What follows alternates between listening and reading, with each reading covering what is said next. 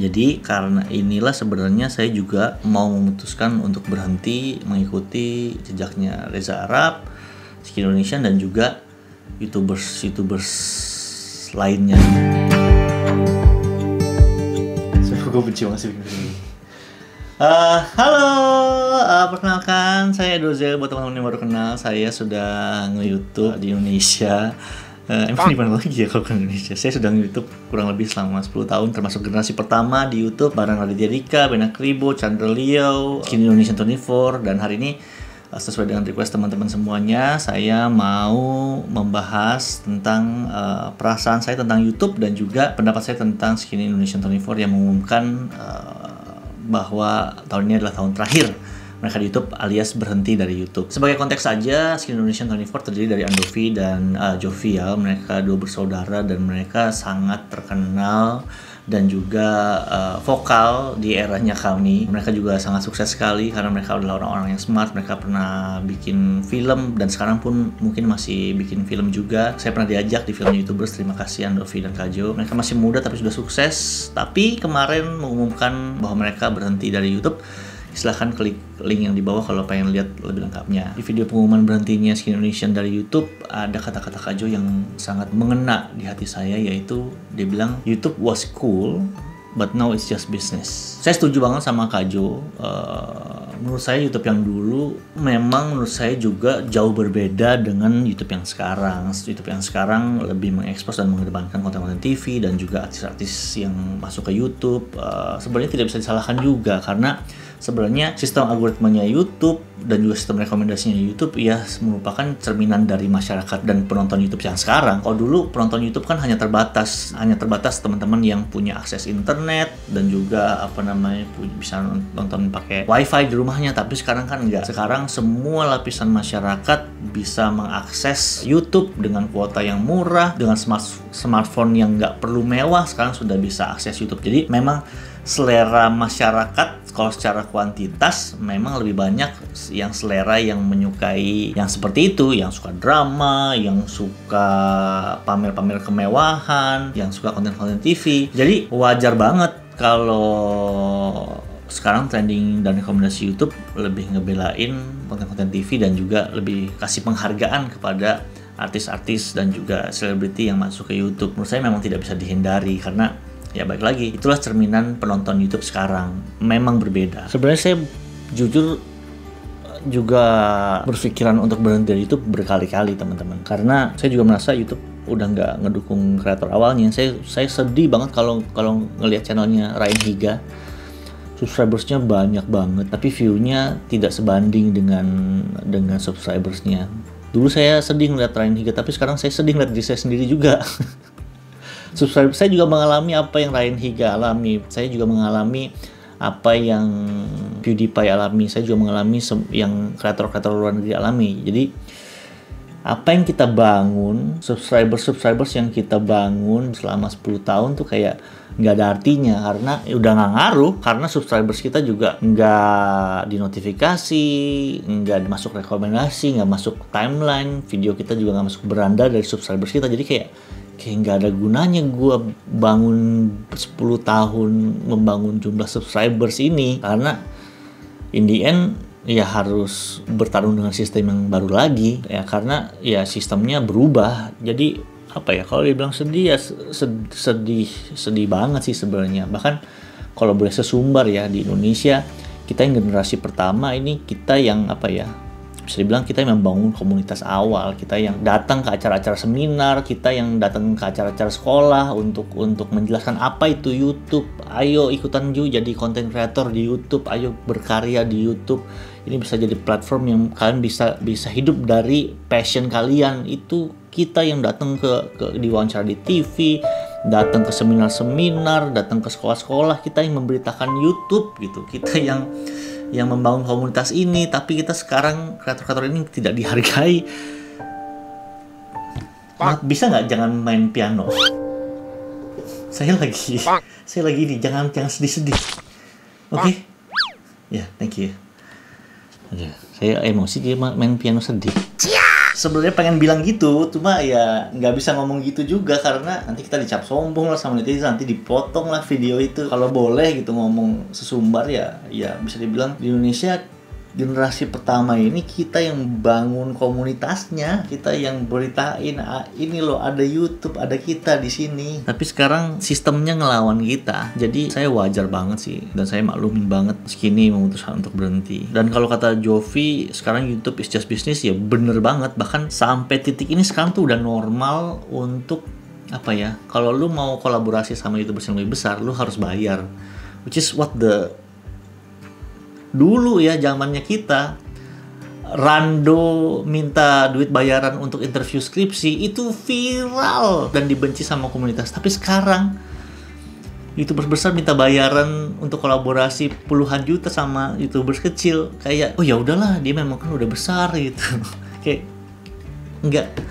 nggak make sense gitu buat saya. Tapi ya memang sudah jadi industri, udah jadi bisnis, sampai hal yang seperti itu udah jadi normal. Itulah kenapa saya akhirnya berhenti untuk berkolaborasi, berhenti untuk masuk komunitas ya, karena komunitasnya udah nggak sehat, udah nggak kayak dulu. Dulu kalau saya kolaborasi sama Bena, kita nggak usah ngomong nanti lu promosin gue promosin lu ya, nggak usah, udah otomatis. Memang kita satu komunitas. Kalau sekarang saya minta kita udah kolaborasi nih, terus saya mengingatkan lah promosiin video mereka. Terus pada saat saya upload video saya juga minta kan dipromosikan gitu, tapi ternyata nggak dipromosiin.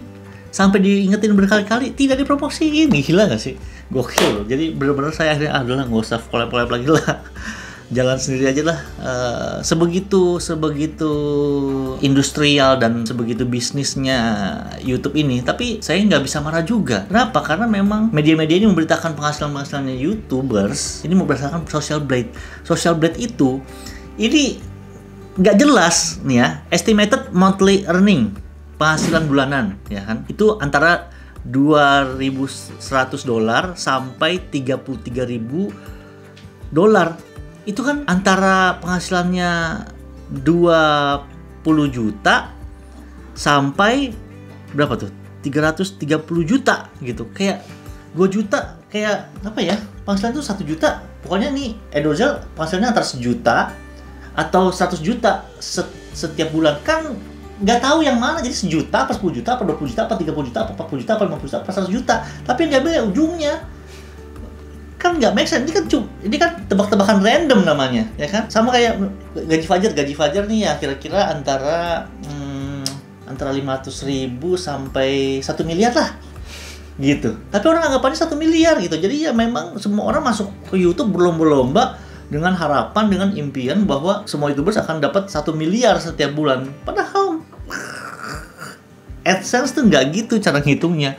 Nggak semua video itu pasti ada iklannya. Tapi mau gimana? Semua mikirnya jadi YouTubers kaya gitu. Jadi YouTubers adalah sumber uang yang sangat sangat besar sekali. Jadinya ya jadi industri, jadi bisnis. Ya nggak bisa disalahin kalau sekarang YouTubers kalau collab minta duit ya mereka memang mulai masuk ke dunia YouTube tujuannya ya uang. Kalau dulu kita generasi pertama tujuan kita bikin video passion, mau seru-seruan. Chandra Liu bikin video meskipun nggak dapet AdSense, tapi passion dia dalam membuat video, dalam lighting, membuat sinematografi itu kelihatan. Karena memang basicnya tuh passion, bukan uang.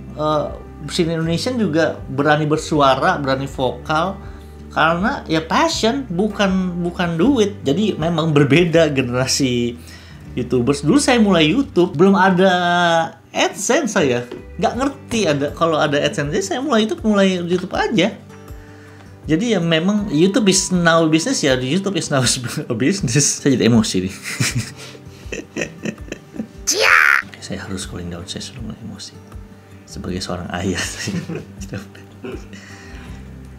Jadi karena inilah sebenarnya saya juga mau memutuskan untuk berhenti mengikuti jejaknya Reza Arab, Skinny Indonesian, dan juga YouTubers lainnya. Sebenarnya yang berhenti dari YouTube tuh bukan cuma Arab sama Indonesia, banyak yang berhenti dari YouTube tapi nggak bikin pengumuman, pelan-pelan menghilang gitu aja. Banyak kok teman-teman mungkin nggak sadar aja karena mereka nggak announce ya, tiba-tiba mereka berhenti aja. Tapi meskipun saya pengen berhenti, saya nggak bisa teman-teman, saya nggak bisa berhenti. Kenapa? Karena saya punya tanggung jawab. Kita di tim kita udah ada staff lebih dari 7 orang. Kalau saya berhenti nge-YouTube, otomatis mereka nggak bisa bekerja, otomatis mereka nggak dapat penghasilan. Saya nggak bisa berhenti nge-YouTube karena saya punya keluarga sekarang. Kalau saya masih muda, nggak punya tanggungan, ya berhenti aja udahlah gitu.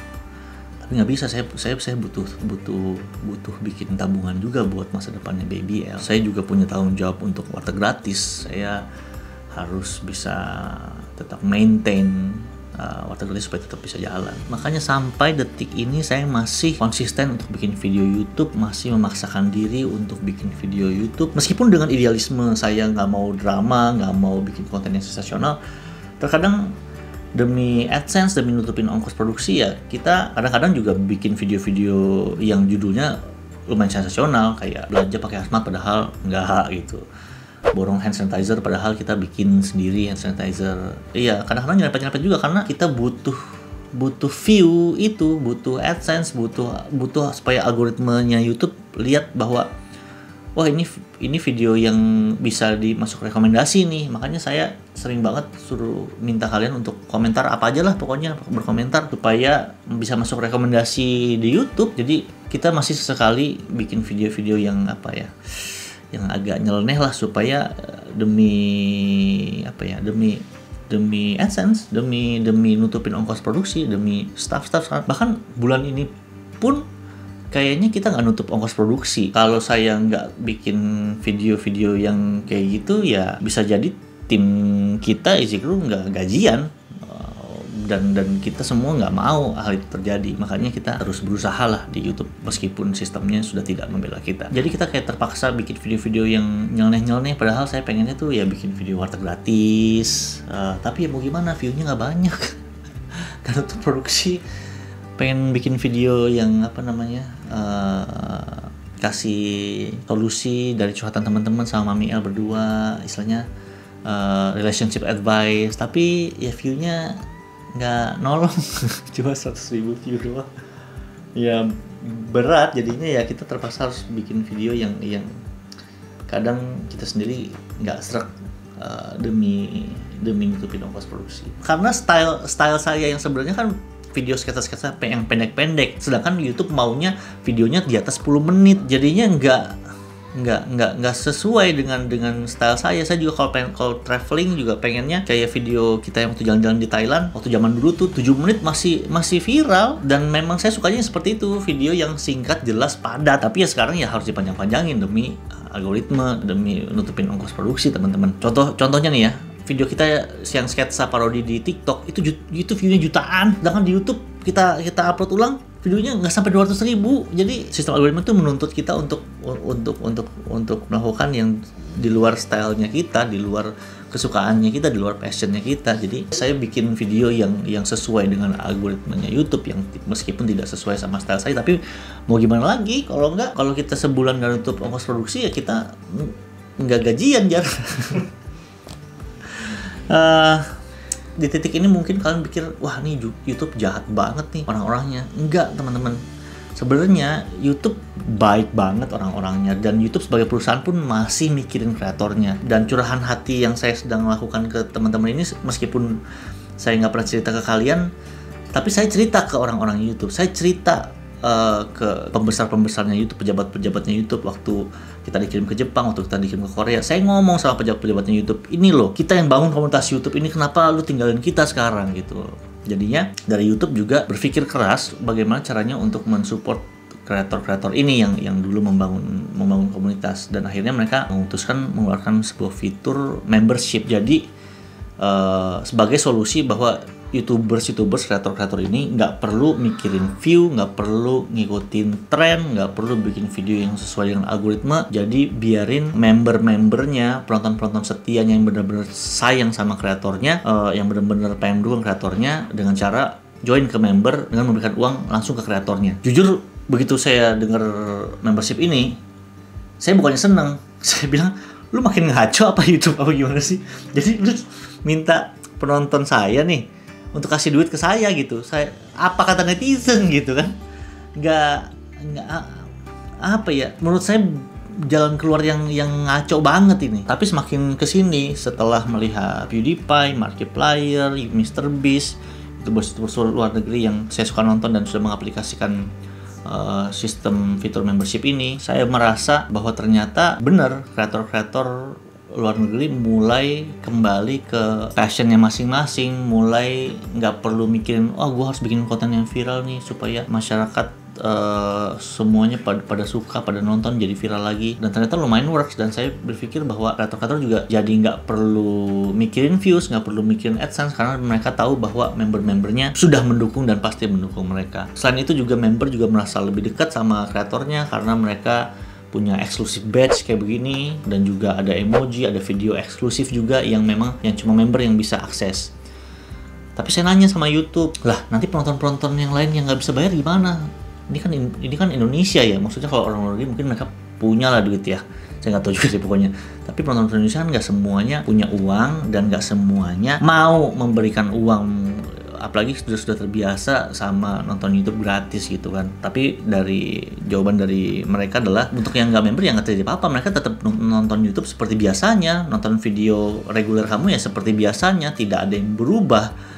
Malah kalau kamu sudah kembali ke passion kamu, mereka akan disajikan video-video yang lebih sesuai dengan style kamu dan sesuai dengan passion kamu. Jadi untuk orang-orang yang nggak mau jadi member, ya nggak apa-apa, tidak terjadi apa-apa, tidak berdampak apapun kepada kalian. Cuma kalau buat yang member ya punya timbal balik lah, mereka kan keluar uang, jadi at least mereka mendapatkan sesuatu dari kreatornya. Dari kesimpulan ini, jadi saya memutuskan daripada saya berhenti atau daripada saya harus memikirkan views setiap bulannya, saya memutuskan untuk bergabung dengan sistem membership ini, berpartner dengan YouTube, mengikuti jejaknya MrBeast dan juga YouTubers luar negeri lainnya. Jadi kalau teman-teman mau dukung saya sebagai member, nggak harus teman-teman dukung doa, dukung nonton juga sebenarnya sudah sangat berharga buat saya. Tapi kalau teman-teman pengen dapetin kayak eksklusif badge kayak gini, jadi kayak ada mobilnya warteg gratis kayak gitu, kemudian nanti makin lama makin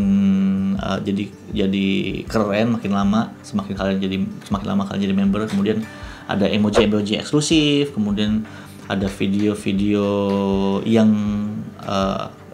eksklusif yang cuma bisa diakses sama member, kayak video behind the scene, video curhatan saya yang seperti ini. Terus ada video-video juga yang tidak berani saya tayangkan ke publik karena takut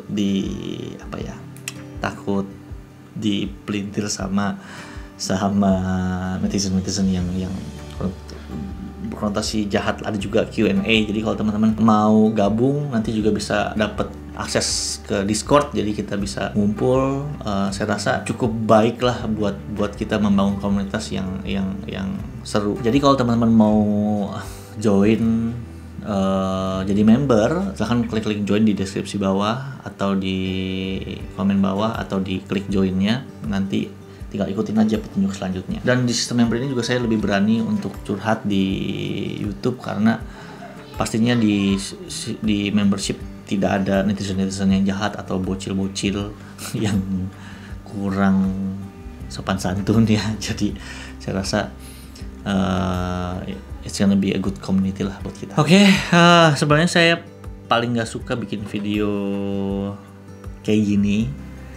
Kalau ke publik ya saya nggak suka, karena saya paling takut sama netizen yang jahat yang sudah siap memelintir dan membangun opini publik yang lain, di highlights dari seluruh video cuma diambil sepotong kalimat saya, kemudian diambil konteks yang lain. Oh ini malah dibikin jualan, oh ini malah dibikin ini cuma manfaatin tren, manfaatin view biar kayak gini, biar gitulah. Saya pusing sebenarnya, makanya saya paling nggak berani mengutarakan pendapat saya ke publik seperti ini. So I hope nanti juga dengan adanya member saya lebih bisa bersuara lah, lebih bisa curhat lah sama teman-teman di video-video curhat saya. Oke deh, terima kasih teman-teman sudah mau mendengarkan curhatan saya dan juga mau mendengarkan pendapat saya di video ini. Saya jujur masih ragu-ragu untuk upload video ini, tapi Terima kasih untuk dukungannya selama ini. Mohon maaf kalau ada salah-salah kata. In the end, ya ternyata kita semua hanya manusia biasa. Stay safe. Thank you for being you. God bless you. XOXO.